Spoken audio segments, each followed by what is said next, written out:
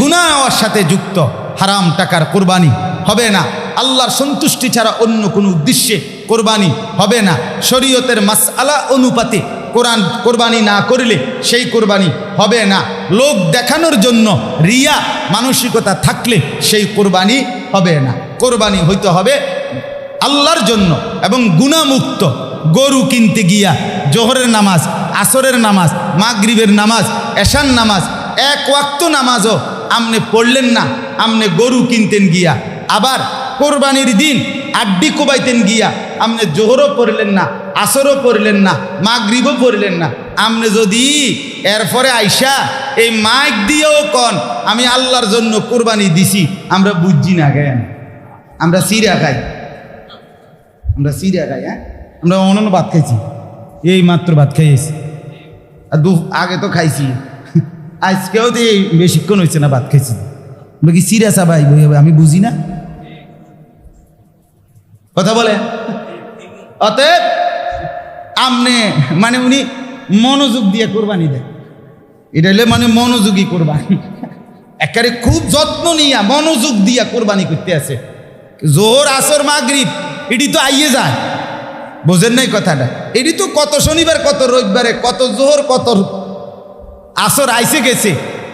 আমি এইবার উমরার সময় রমজানে আপনার মদিনার থেকে আমার কাফেলা সহ আমরা আসছি, ওই যে মৌলানাও ছিল। তো আসার পরে আমরা বললাম যে রাত্রে 10:30টায় মক্কা শরীফ আইছি, উমরা করমু। পরে বললাম যে আগে আমরা সবাই এশার নামাজ পড়মু, তারাবির নামাজ পড়মু, এরপরে আমরা উমরা করতে যাব।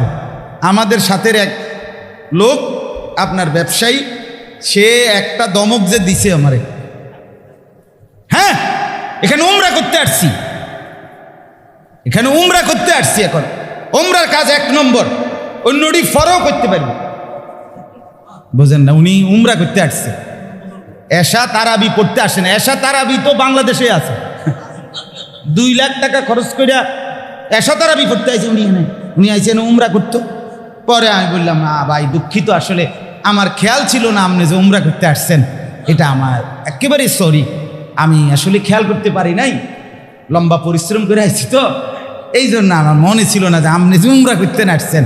আপনি উমরাই করেন কি, আপনার এই হওয়াদের উমরা, আমি নাই ডাক্তার, আমি এশা তারাবি পড়েই যাম। পরে আলহামদুলিল্লাহ আমরা এশা তারাবি পড়েই আর পরে গেছি। আল্লাহ আমাদেরকে মাফ করে দেন, আল্লাহ তাআলা আমাদের প্রত্যেককে কবুল করেন, আল্লাহ তাআলা আমাদের প্রত্যেককে আল্লাহর সন্তুষ্টির জন্য কোরবানি করবার তৌফিক দান করেন। কোরআনুল কারীমের 17 নম্বর পারা 22 নম্বর সূরা, সূরাটার নাম সূরায়ে হজ। এই সূরার 34 নম্বর আয়াত আমি তেলাওয়াত করেছি। তো আশা তো খুব দ্রুত, অল্প কথায় অল্প সময়ের মধ্যে 4টা আয়াত, 34, 35, 36, 37, এই 4টা আয়াতের তরজমা শুনাইতে চাই অল্প কথায়। আল্লাহ তাআলা তৌফিক দান করেন। আল্লাহ তাআলা বলেন, ওয়ালিকুল্লি উম্মাতিন জাআলনা মানসাকান, প্রত্যেক উম্মতের জন্য, প্রত্যেক জাতি গোষ্ঠীর জন্য সর্বযুগে সর্বকালে আমি আল্লাহ তাআলা কোরবানির বিধান নির্ধারণ করেছি। মানসাকান এই শব্দটার 3টা অর্থ, কোরবানি অথবা হজ অথবা ইবাদত। প্রত্যেক উম্মতের জন্য আমি আল্লাহ তাআলা কোরবানির বিধান নির্ধারণ করেছি, অথবা প্রত্যেক উম্মতের জন্য আমি আল্লাহ তাআলা হজ্জের বিধান নির্ধারণ করেছি, অথবা প্রত্যেক উম্মতের জন্য আমি আল্লাহ তাআলা কিছু না কিছু ইবাদত নির্ধারণ করেছি। ইবাদত নির্ধারণ, তো যেহেতু আমাদের সামনে কোরবানি, এজন্য আমরা প্রথম অর্থটাকে সামনে নিয়েই তর্জমা করলাম। এটাই তাফসীরের মধ্যে বা তর্জমাগুলোর মধ্যে বেশি ব্যবহৃত হয়েছে, এই অর্থটা প্রথমটা, যে আল্লাহ তাআলা বলেন প্রত্যেক উম্মতের জন্য সর্বযুগে সর্বকালে আমি আল্লাহ তাআলা কোরবানির হুকুম নির্ধারণ করেছি। তাহলে বোঝা গেল কোরবানি যেটা আমাদের সামনে, এইটা একটি অতি প্রাচীন পুরাতন চলমান একটি ইবাদত। এখন কখন থেকে, কতটা প্রাচীন, তো আল্লাহ তাআলা সেটাও নিজেই উল্লেখ করছেন। কখন থেকে শুরু, কতটা প্রাচীন, কতটা আগের এই হুকুমটা, তো আল্লাহ তাআলা সেই ঘটনাও, সেই ইতিহাস নিজেই উল্লেখ করছেন। কোরআনুল কারীমে আল্লাহ তাআলা বলেন, ওয়াতলু আলাইহিম নাবা আবনাই আদম বিল হক ইদ কাররাবা কুরবানান ফাতুকব্বিলা মিন আহাদিহিমা ওয়া লাম ইউতাকাব্বাল মিনাল আখার ক্বালা লা আকতুলান্নাকা ক্বালা ইন্নামা ইয়াতাকাব্বালুল্লাহু মিনাল মুত্তাকিন। এই আয়াত কোন সূরা? এটা মায়েদা, সূরা মায়েদার মধ্যে আল্লাহ তাআলা বলেন, হে নবী, বন্ধু আমার, আপনি আমার বান্দাদের নিকট আদমের 2 সন্তানের ঘটনা সত্য সত্য, ঠিক ঠিক বলে দেন, শুনান। আদমের 2 সন্তানের ঘটনা সঠিকভাবে শুনান।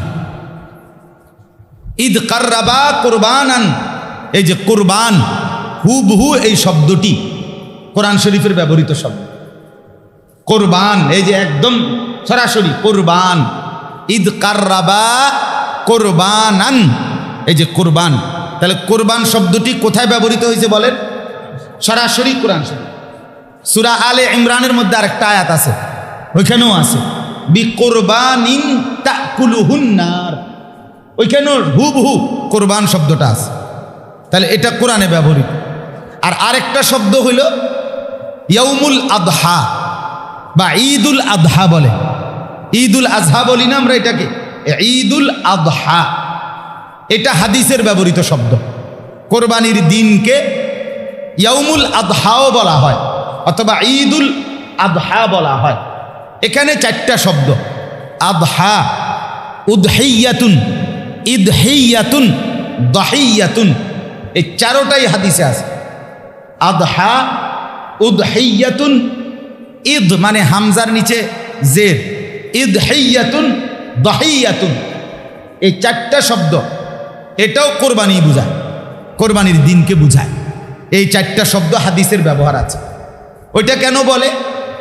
কোরবান বলা হয় যেহেতু কুরব এই শব্দের অর্থ নিকটবর্তী হওয়া, ঘনিষ্ঠ হওয়া, আপন হওয়া।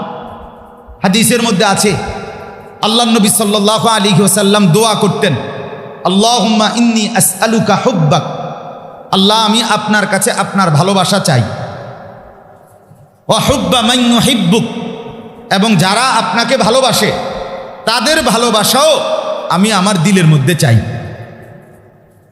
3 নাম্বার, ওয়া হুব্বা আমালিন ইউকাররিবুনি ইলাইক, এবং ওই আমলের ভালোবাসা চাই যেই আমলগুলো আমাকে আপনার করিব, নিকটবর্তী বানায় দিবে। তাহলে এই কুরব মানে নিকটবর্তী হওয়া, কাছে হওয়া, ঘনিষ্ঠ হওয়া।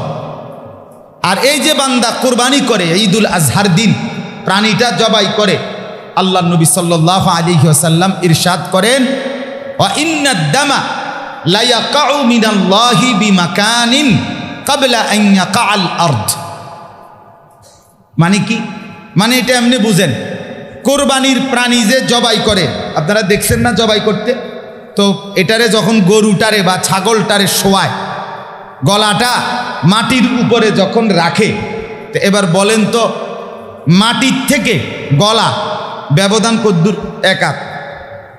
কদ্দুর বলেন? 4 আঙ্গুল অথবা 1 বিঘতে ধরেন, সর্বোচ্চ কি 1 বিঘত ধরেন, মানে মাটির থেকে কি গলাটা যেখান থেকে ছুরি লাগাইবার কি, এই গলা আর মাটি।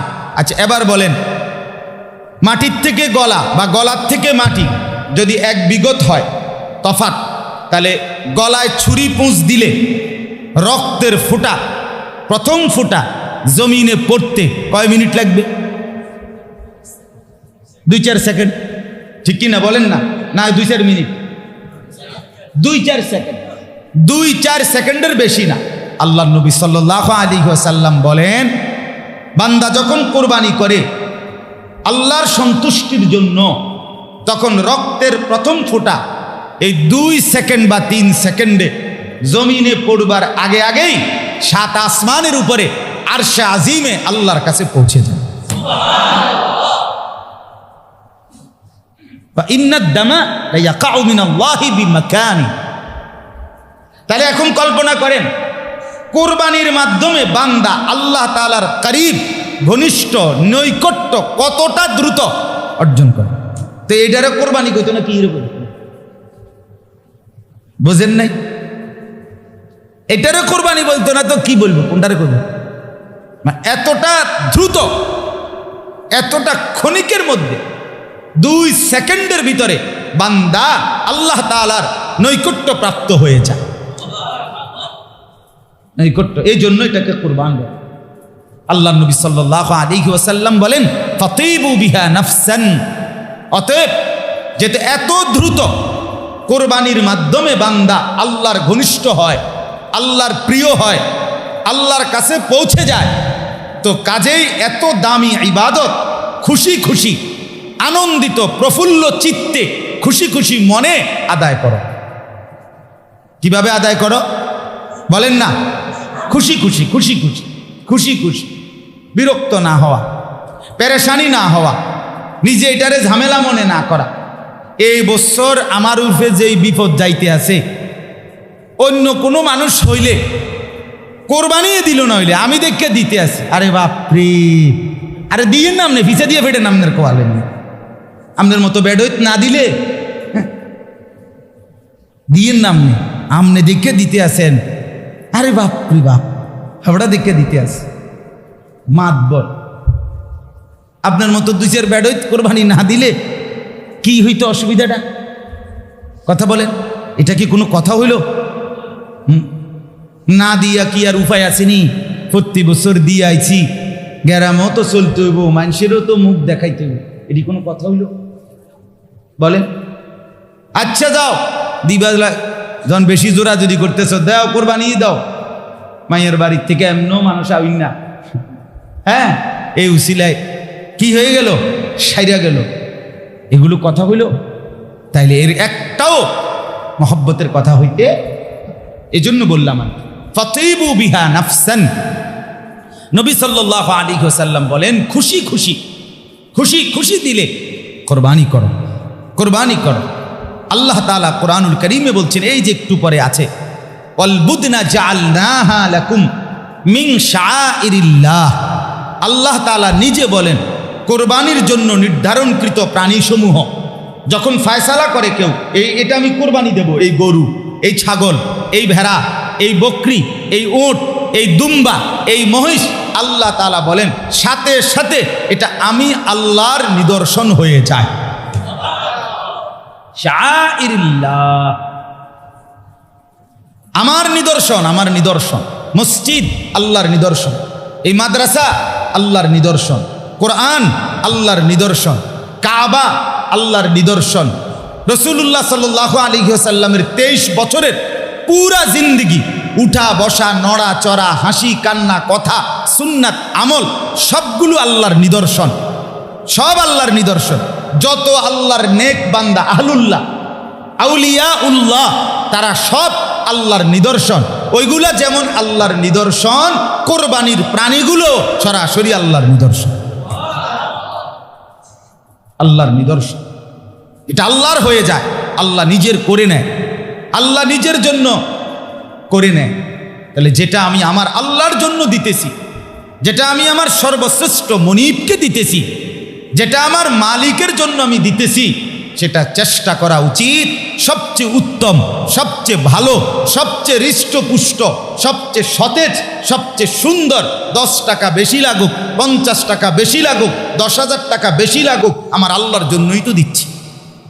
যে আমাকে সারা বছর খাওয়ায়, যে আমাকে সারা বছর পান করায়, সারা বছরের আমার সমস্ত আয় উপার্জন, রোজগার, টাকা পয়সা, সুস্থতা, কামাই যার উসিলায়, যার দয়ায়, যার রহমে, সে তাকে দিচ্ছে। কথা বুঝছেন না? সেখানে এই টানাটানি, হেসরাহেসরি করা, 20,000 টাকা শরিকের কমে বেশি, 1,000 টাকা বেশি আমি নাই, সাবধান।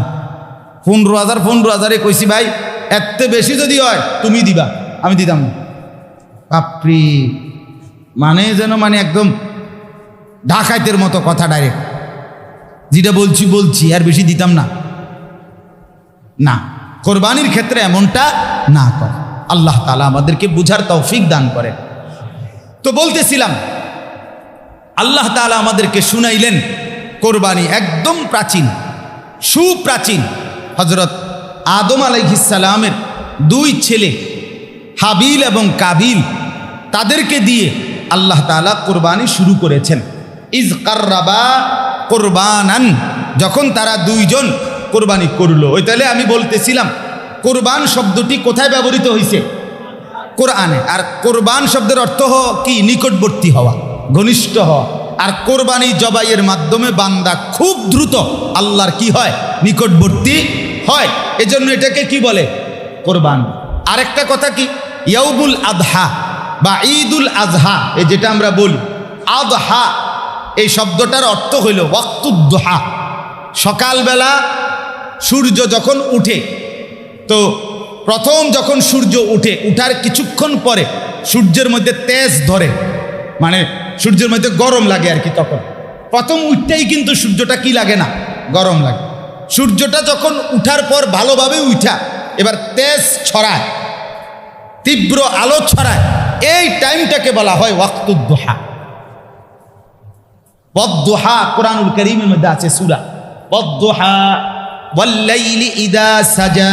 এই যে ওয়াদ্দোহা, এইটা যেটা, এই দোহা অর্থাৎ সকালবেলার সূর্য আকাশে উঠে পূর্ণ বিকশিত হয়ে যখন তেজ ছড়াইতে শুরু করে, আলো ছড়াইতে, বিকিরণ ছড়ায়, এই টাইমটাকে বলা হয় দোহা।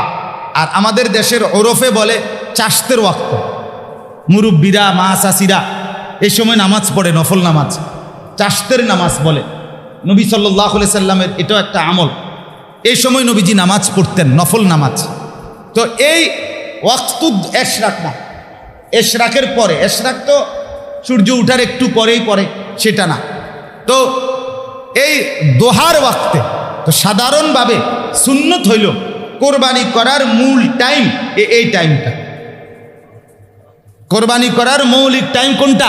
এই দোহার ওয়াক্তে, যেই সময়টাকে কি বলে? দোহা বলে। অর্থাৎ সূর্য উঠে ভালোভাবে কি ছড়াইছে এবং এখন কি শুরু করছে? তাপ দেওয়া শুরু করছে। এই টাইমেই মূলত কোরবানির কি উত্তম সুন্নত টাইম। যেহেতু স্বাভাবিকভাবে কোরবানি এই সময়ই করা হয়, এই জন্য এটাকে ইয়াউমুল আদহা বা ঈদুল আদহা বলা হয়। কথা বুঝলেন? আচ্ছা, চলেন এবার ইজ কাররাবা।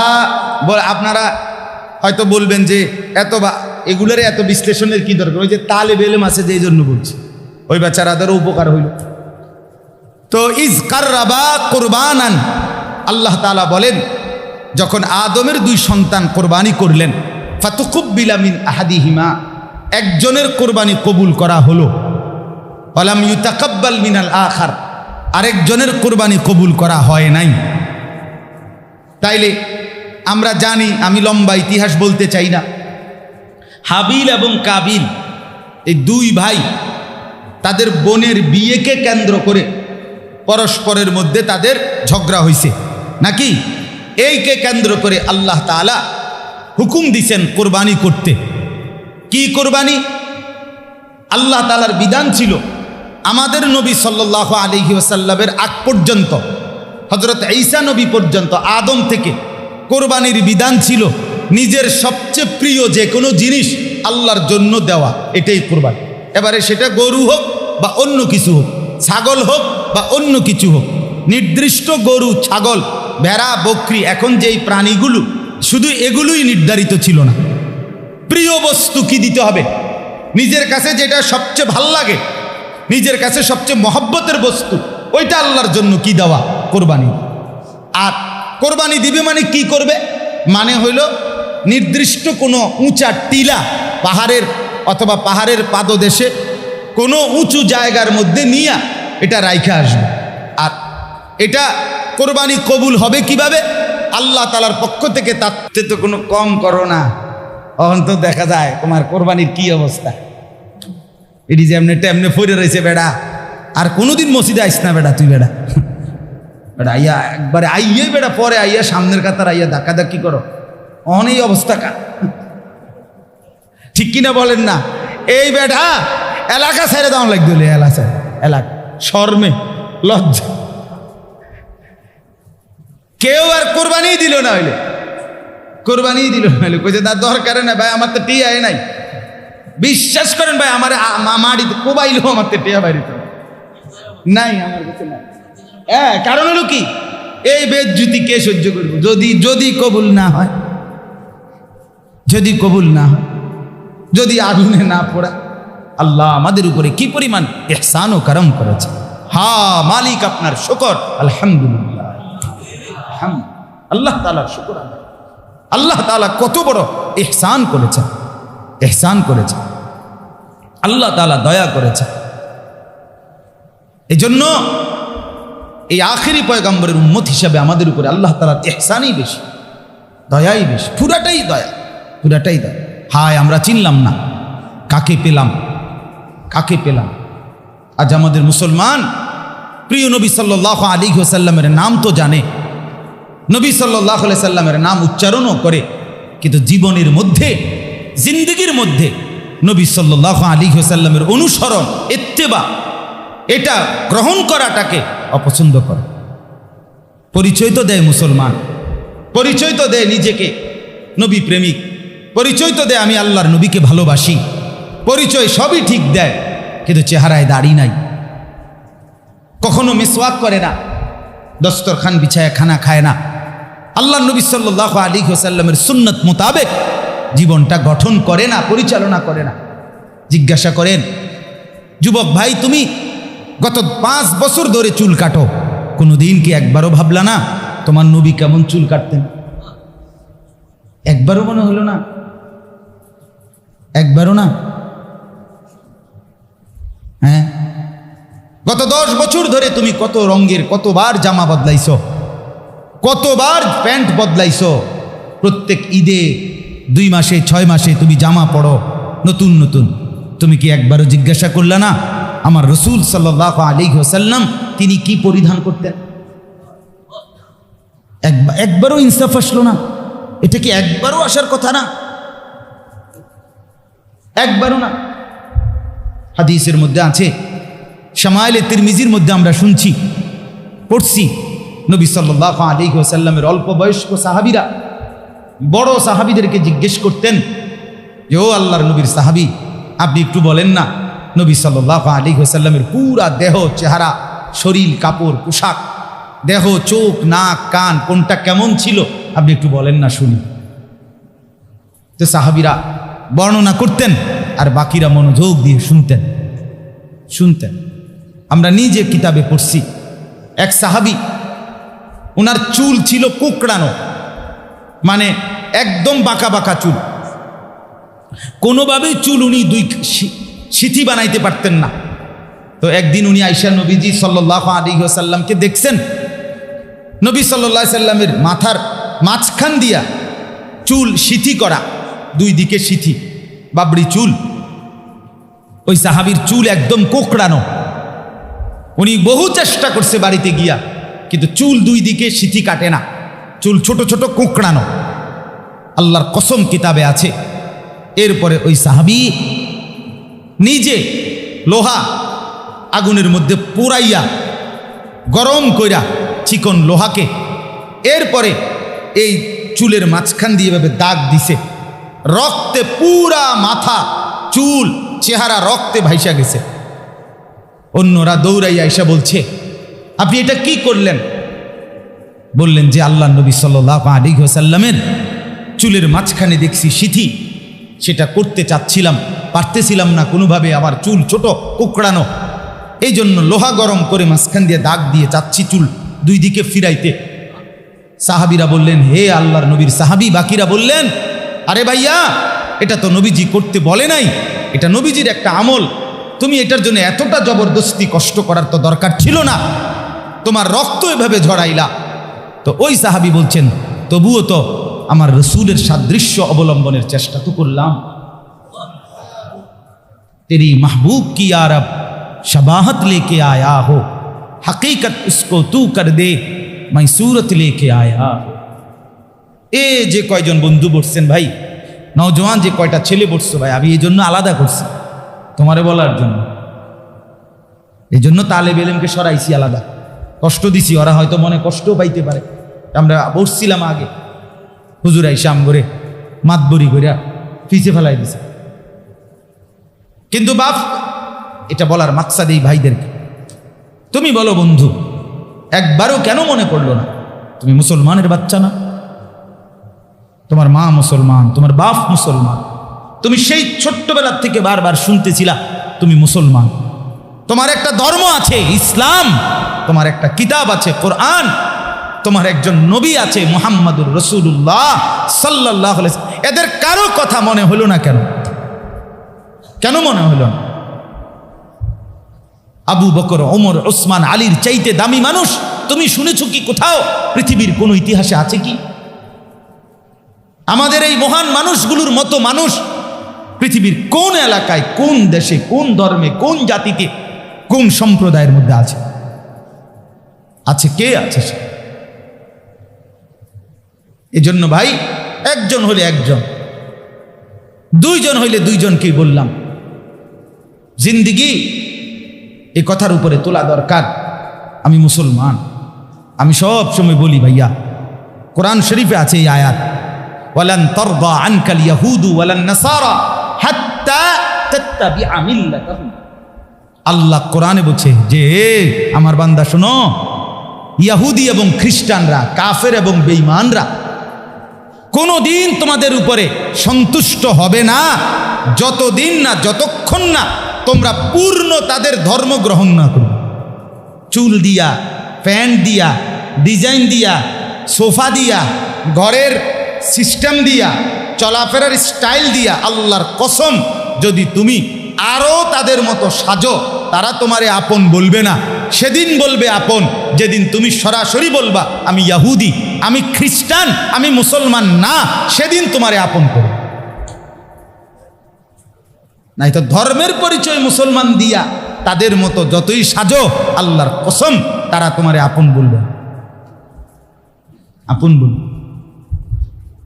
মুসলমান বড় বোকা, বড় বোকা।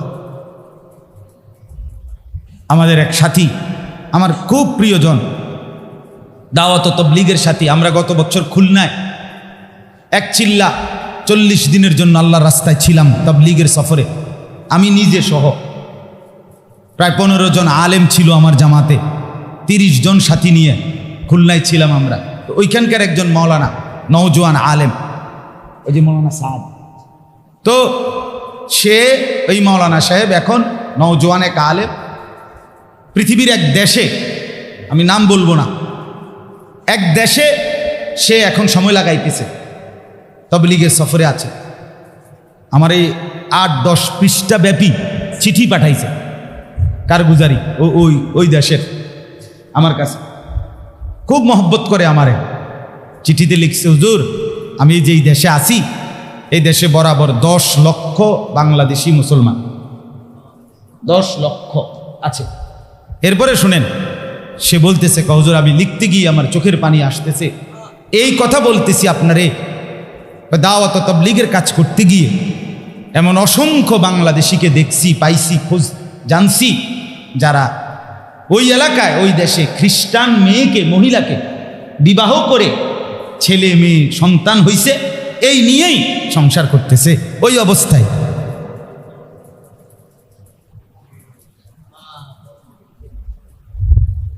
বুঝেন নাই? হ্যাঁ প্রিয় বন্ধু, তালেব ইলমদেরকেও বলি, ভাইয়া গোটা পৃথিবী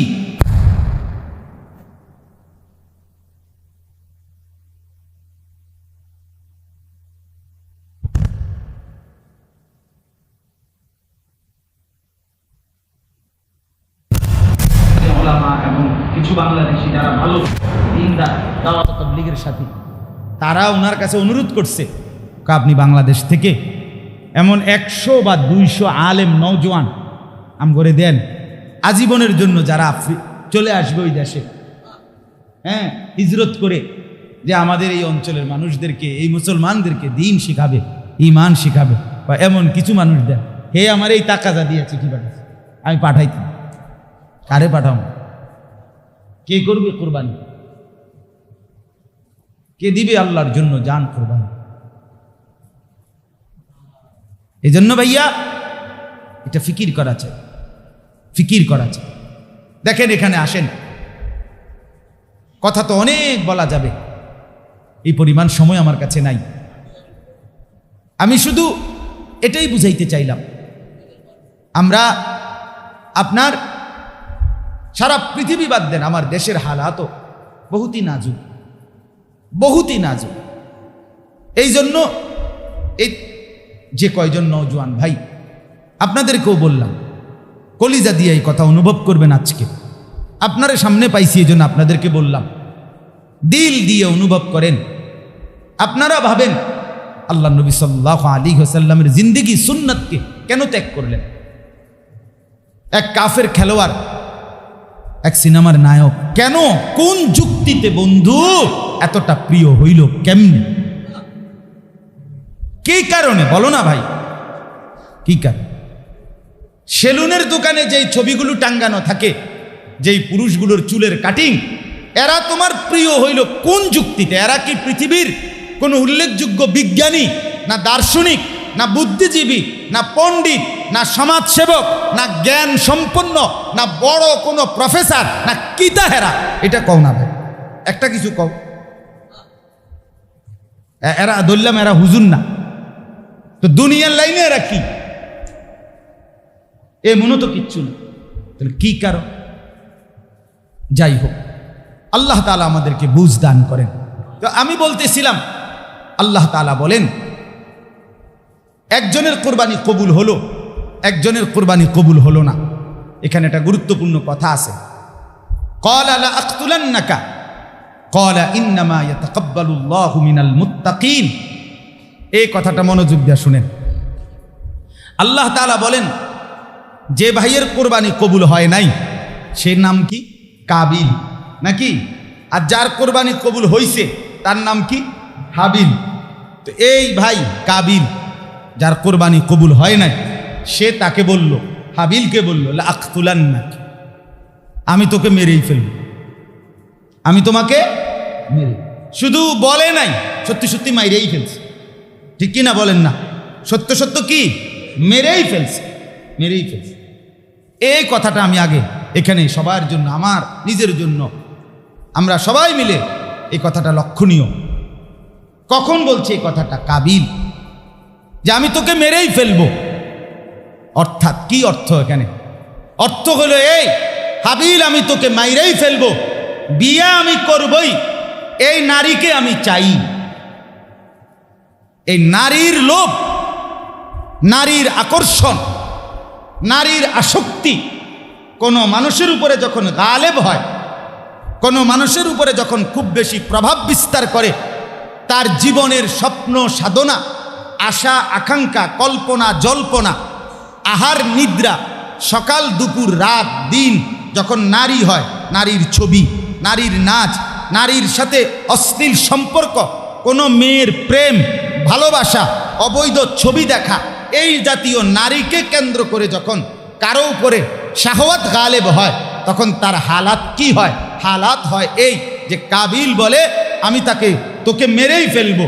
এখানে লক্ষণীয় কথা হলো এটা, এক নম্বরে তাকে এই বিয়ের ব্যাপারে তাকে হাবিলের সাথে বোন বিয়ে করতে হুকুম করেছিল আল্লাহ।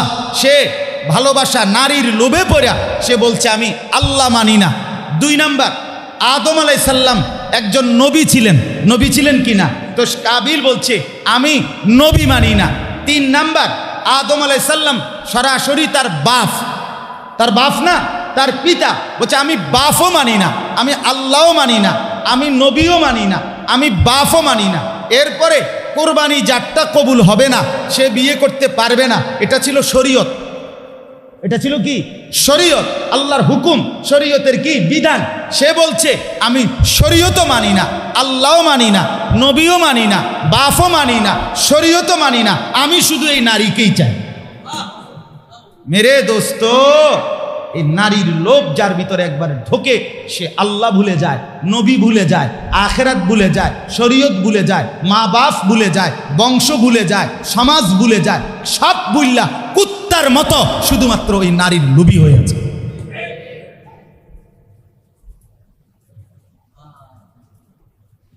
হ্যাঁ,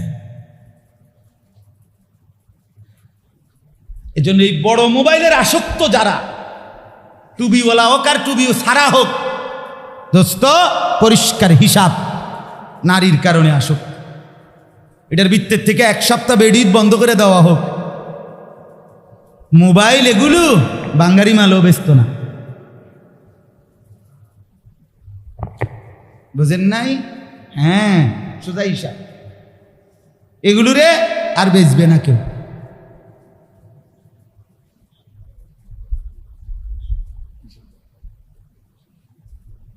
তো এই কারণে এটা বাস্তবতা। কেন তোমার আকর্ষণ? বড় মোবাইলের প্রতি আকর্ষণ হবে কেন? যদি বলেন ওয়াজ শুনতে, ওয়াজ কি দেশে কম হইতে আছে? এই দেশের বক্তা সব মারা গেছে, সব, হ্যাঁ, ওয়াজ সব মারা গেছে। তাইলে এটা শুধুই লেভেল, ভিতরে মূল মাকসাদ নারী, নারী। এই জন্য দয়া করে মাফ করেন আমারে কারো গায়ে লাগলে। বাকি টুপিওয়ালা হন আর টুপি ছাড়া হন, আমি কিংবা আপনি, উসিকুম ইয়া, আমাকেও বলছি আপনাকেও বলছি, একই কথার মুখাতাব আমিও আপনিও। নারীর প্রতি আসক্তি, নারীর লোভ, অবৈধ প্রেম, অবৈধ ভালোবাসা। ছাত্র ভাই উপযুক্ত যারা সাবালক, তোমাদেরকেও বলছি ভাই, নিজ বাড়ি, নিজ মহল্লায়, নিজ এলাকার কোনোভাবে কোনো ভিন নারীর প্রতি যেন আসক্ত না হয়। এটা তোমারে আল্লাহ ভুলাই দিবে, এটা তোমারে রসুল ভুলাই দিবে, এটা তোমারে শরীয়ত ভুলাই দিবে, এটা তোমারে মা বাপ ভুলাই দিবে। আমি একবার পত্রিকায় পড়ছি, সিনেমার এক নায়ক এবং গায়ক বেটা একই সাথে গানও গায় আবার ছবি অভিনয়ও করে। একটা হিন্দু মহিলা বিয়ে করছে। পত্রিকায় তার সাক্ষাৎকার জিজ্ঞাসা করছে, আপনি হিন্দু মহিলা বিয়ে করলেন কেন? সে বলছে, আমি নিজে পড়ছি পত্রিকা, সে বলছে ভালোবাসা জাতপাত মানে না। ভালোবাসায় কোনো কি নাই, জাতপাত নাই। ভালোবাসায় মুসলমান না হিন্দু এটা দেখার সময় নাই, এটা মানুষ না কুত্তা না বিলাই, এত তান সাউনের টামনে হুত্তে লাইলে হইছে। ভালোবাসায় আবার এনে জাতপাত কিতা, এটা মানুষ হোক নইলে কুকুর হোক নইলে শুকর হোক, এটা দেও দৈত্য হনুমান হোক, অসুবিধা কি? এটা ভালো না বাসা? নাউজুবিল্লাহ, নাউজুবিল্লাহ। এই জন্য এখানে প্রমাণ করছে এই কথা। কাবিল এ কথা বলছে কিনা বলে, কাবিল তো এটাই বুঝাইল আমি আল্লাহ মানি না। সে জানতো না এটা আল্লাহর হুকুম, কথা বলেন না। সে জানতো না এটা আদম তার বাবা নবী, তো নবীর হুকুম। নারীর লোভ নবীর সন্তানকে পর্যন্ত মাহরুম করে দিছে, মাহরুম করে দিছে। এজন্য ভাইয়া প্রত্যেকের কাছে অনুরোধ, এটা জিন্দিগির এই এক আকর্ষণ থেকে নিজেকে হেফাজত করা। হ্যাঁ, হালাল যখন, তখন তা নেকি নেকি, নেকি নেকি। আল্লাহ নবী সাল্লাল্লাহু আলাইহি ওয়াসাল্লাম এমন বর্ণনা দিয়েছেন হাদিস, যার দ্বারা বোঝা যায়, যার দ্বারা বোঝা যায় যে নারী দুধারী। নারী একদিকে যখন মা, তো সেই মার খেদমত, মার নজর ওই সন্তানের জন্য জান্নাত। নারী যখন কন্যা, মেয়ে, তারে যখন লালন পালন করে বাবা, উপযুক্ত ভালো ছেলের হাতে তুলে দেয়, আল্লাহর নবী বলছেন আমি তারে সাথে নিয়া ওই বাফরে একসাথে জান্নাতে থাকবো। নারী যখন বোন, আল্লাহর নবী বলছে যে ভাই তার বোনকে আদর সোহাগ লালন পালন করে উপযুক্ত ছেলের কাছে বিয়ে দিবে, কুন্না লাহু সিতরাম মিনান নার, তখন ওই বোনরা ওই ভাইকে জাহান্নাম থেকে বাধা দাঁড়াবে, প্রাচীর হয়ে দাঁড়াবে, জান্নাতে পৌঁছায়। হ্যাঁ, নারী যখন স্ত্রী, আল্লাহ নবী সাল্লাল্লাহু আলাইহি ওয়াসাল্লাম বলেন স্বামী স্ত্রীর প্রত্যেকটি সম্পর্ক সাদাকা, আল্লাহর রাস্তায় দান করার সওয়াব। হ্যাঁ, তাহলে হালাল যখন নারী, তখন সেটা জান্নাত, নেকি নেকি। আবার এইটাই যখন হারাম, নারীর দিকে নজর দিলে প্রত্যেক নজরে জাহান্নামের জ্বলন্ত সীসা কিয়ামতের দিন ঢেলে দেওয়া হবে। মান নাযারা ইলা মাহাসিনি ইমরাআতিন আজনাবিয়্যা সুব্বা ফি আইনাইহিল আনিক ইয়াউমাল কিয়ামা। নবীজি বলছেন যে ভিন নারীর দিকে নজর দিল, তাকালো, ছবির ভিতরে হোক আর বাস্তবে হোক, কিয়ামতের দিন তার চোখের মধ্যে জ্বলন্ত সীসা, জাহান্নামের সীসা জ্বালিয়ে গলিয়ে ঢেলে দেওয়া। আল্লাহ আমাকেও মাফ করেন। নবী সাল্লাল্লাহু আলাইহি ওয়াসাল্লাম বলছেন লাআনাল্লাহুন নাদিরা ওয়াল মানজুরা ইলাইহি। নবীজি বলেন যে কোনো নারীর দিকে তাকালো আর যেই নারীর দিকে তাকালো, যে সুযোগ করে দিল তাকাইবার বেপর্দা নারী, আল্লাহর নবী বলেন উভয়টার উপরে আল্লাহর লানত, আল্লাহর লানত, খোদার গজব তুরুফ। আল্লাহ আমাদের সবাইকে হেফাজত করে, আমাদের সবাইকে হেফাজত করে। আমার ভাই, ক্বালা ইন্নামা ইয়াতাকাব্বালুল্লাহু মিনাল মুত্তাকিন। হাবিল তখন, এটাই আমি বললে আমার কথা শেষ। হাবিল তখন বলল, ভাই আমি ঠিক আছে জীবন দিয়ে দিলাম, জান দিয়ে দিচ্ছি ভাই, তবে মনে রাখো আমি জীবন দেওয়ার আগে কিয়ামত পর্যন্ত মানুষের জন্য একটা চূড়ান্ত কথা বলে নেই ভাই। সেটা কি? সেটা হলো ইন্নামা ইয়াতাকাব্বালুল্লাহু মিনাল মুত্তাকিন। কিয়ামত পর্যন্ত মনে রাখবা কুরবানি কবুল হবে তার, তাকওয়া থাকবে। কার? তাকওয়া। ইন্নামা ইয়াতাকাব্বালুল্লাহু মিনাল মুত্তাকিন। হাবিল বলল নিশ্চয়ই আল্লাহ তাআলা কুরবানি কবুল করবেন শুধুই তার, মুত্তাকি হবে যে, তাকওয়া থাকবে যার। রব্বুল আলামিন আখিরি পয়গম্বরের কাছে ওহী নাজিল করে কোরআনে জানিয়ে দিয়েছেন লান ইয়ানালাল্লাহা লুহুমুহা ওয়ালা দিমাউহা ওয়ালাকিন ইয়ানালুহুত তাকওয়া মিনকুম। বান্দা যখন বলে, আমি এমনি বলি, বান্দা যখন মহব্বত করে বলে আল্লাহ আপনার জন্যই গরুটা কিনেছিলাম, আপনার সন্তুষ্টির জন্যই জবাই করলাম, আল্লাহ আপনার জন্যই চামড়া ছিলাইলাম, গোশতগুলো সব কুইটা কাইটা রেডি করলাম, আপনার জন্যই তো করেছিলাম, আপনি 2টা টুকরা গোশত কি নিবেন না? আপনি মাওলা কি 2 টুকরা খাবেন না? রব্বুল আলামিন বলে না বান্দা লা ইয়ানালাল্লাহু লুহুমুহা, আমার 1 টুকরা গোশতও লাগবে না। ওয়ালা দিমাউহা, না রে বান্দা আমার রক্তও লাগবে না। কেন রক্তের কথা বললেন? এটার অর্থ হইল ওই জাহিলি যুগে মানুষ প্রতিমার সামনে, মূর্তির সামনে প্রাণী জবাই করে ওইটার রক্ত দিয়া মাইখা দিত, মানে দেবতাকে কি দিত? রক্ত দিত। আল্লাহ বলেন আমি গোশতও চাই না, আমি রক্তও চাই না, ওয়ালাকিন ইয়ানালুহুত তাকওয়া মিনকুম। আল্লাহ বলে গোশত পুরাটা তুমি নাও, দিলটা শুধু আমাকে দাও। আমি তাকওয়া চাই, আমি শুধু দিল চাই, দিল চাই। কি চাই ভাই? দিল চাই।